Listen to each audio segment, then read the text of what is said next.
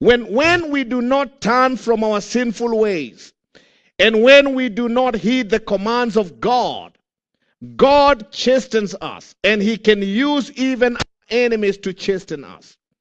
And that is why I said I don't want my enemies to chasten me. I don't want people who've been mocking me and laughing at me and plotting evil against me. I don't want them to be the ones chastening me. And that is exactly what God decided to do.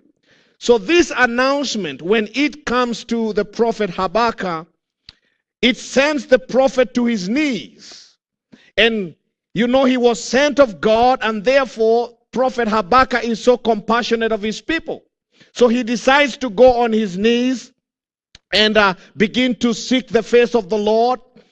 And Habakkuk is a lot like Job. He begins to argue his case. But in the end, he realizes that God is not to be worshipped merely because of the temporal, material, physical blessings of life, but simply for who he is. You see, many times, people want to worship God because of the material blessings that they receive. People want to worship God because of the material, temporal, physical blessings of this life.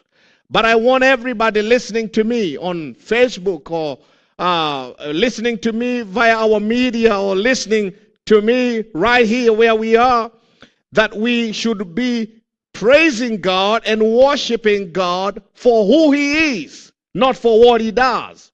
Habakkuk praises God's wisdom, even though he does not fully understand the ways of God. I don't know about you, but I can honestly say that there are times when I do not know the ways of God. There are times when I do not understand the ways of God.